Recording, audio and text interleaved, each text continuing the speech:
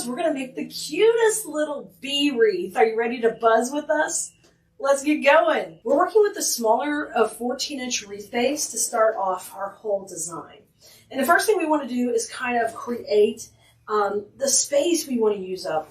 And even though this is a small base, I'm going to go way off of it. So start with your greenery. We're going to pull that out right here. And we're going to use our exclusive Keleas.com fishtail fern.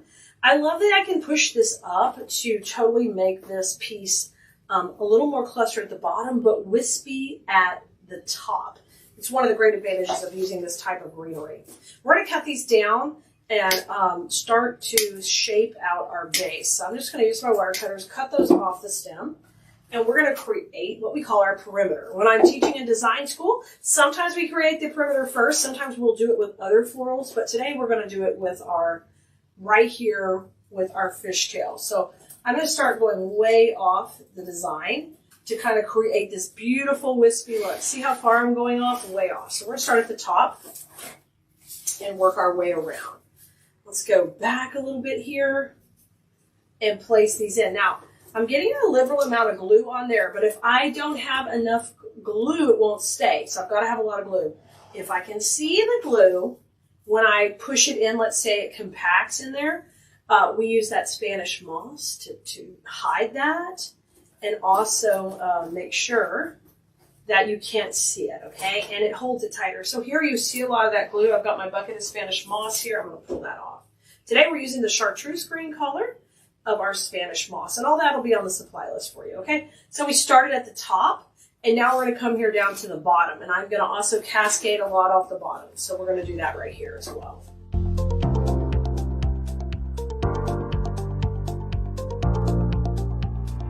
So don't be afraid to kind of have a smaller base and work off a smaller base even to make a larger project. All right, so I used 6 of these pieces. I got a great shape started. You can see it kind of coming together. It looks excellent. So now our next move is going to be to use our filler flower. So let me move our little bees out of the way. And our filler flower is this. It is a great wispy berry. And so it's going to provide our main color. It's not our main flower. We've got a different item to work as our main flower because we're using those cute bees. So I'm going to take, and we're going to go ahead and shred this dude down. So when you separate a bush like this, one of the nice things about Keleas.com products is I make sure what we carry is easy to break up and work with. Okay, so you see how I separated it? Just tear those down now. Just tear these down into little pieces. And really quickly, look how fast we tear this into separate sections. And now I'm going to cut these babies down by 1 inch, okay? 1 inch stems on everybody and clean that up.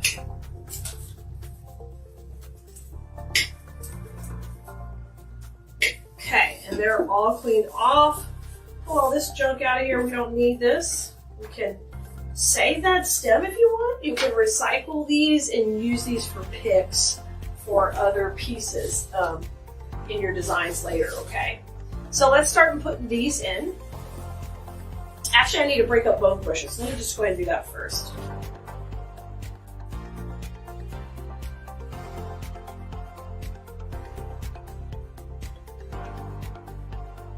So take your longest pieces that you have, and we want to use those out in between our greenery. So we're going to swirl it here in the glue. And I'm going to go way out to that perimeter. So make sure you're going into that grapevine where it's going to hold it tight. Use a good amount of glue. If you get excess paper, pull that off because we don't need that grabbing our glue. Look at this, look at this, look at this. Let's rock this one way up here. And put a little moss in. If you start to do this moss technique, you'll kind of learn. It can help hold things in like a looser design. So play with that. That's something I teach in design school. You guys can use that also. If you haven't jumped in our class yet, we would love to have you. Every week I'm teaching in there a new design and always skills and decoration tips and tricks for you to use. Not only if you have a business, but if you want to create things for your home. And we're going to teach you the design principles we're using, whether that's color, placement, texture, depth. All of those things are super important in design. So you're going to see us utilize all of that together. Okay, so I've got a nice placement at the top here. Look at this. And then I'm going to come back and work on the bottom now. We're going to come into the bottom. I'm going in between these.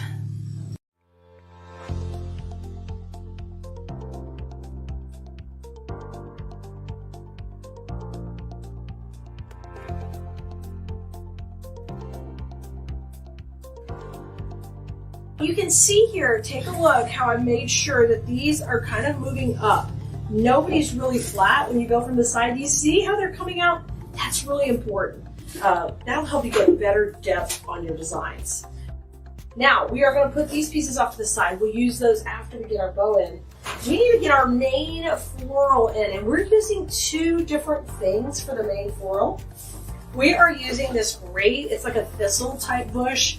And it's beautiful grass. So this is going to be our main floral. And then we've got to put the bees in. But I want to place this before the bow. Okay, so let me place the wreath over here so we get a good idea of how this is looking. Top to bottom. And we want to equally place these in. I'm going to take and tear these down.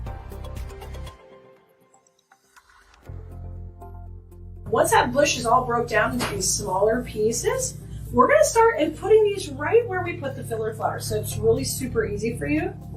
Just place them right next to it, and then you can bend them where they go a little bit above or a little bit below that. Swirl it in. We're going to go in here. And make sure you got some movement on these. We want these to be in different planes of the design. Let's put 3 at the top. Okay. Popping these right in. Fantastic. Now let's go to the bottom and work down here. And we're going to have the bow kind of cascading into this section, so don't go too tight into here. We call this the bow zone in design school. That is the transition point for your design. And hold this little guy off because we'll use him in a minute. So we did the bow on another video, and I'll be happy to teach you how to make the bow as well. Oh my gosh, look how cute this is. If you're not into the bees and you don't want the cute part of it, and the bees and the bow is just enough for you, that's fine. So I told you, this is a nice big bow, and you guys, if you're looking for a wreath to make to stock your Etsy shop, these type of designs are great. I've sold thousands, literally thousands of this type of design. They're fairly quick to manufacture if you're looking for some that are easy, great shop fillers for your Etsy shop. Okay, I cable tied that in nicely. Now go ahead and spread apart those loops. Get these tails going. And bring them on down. Just keep bringing them on down.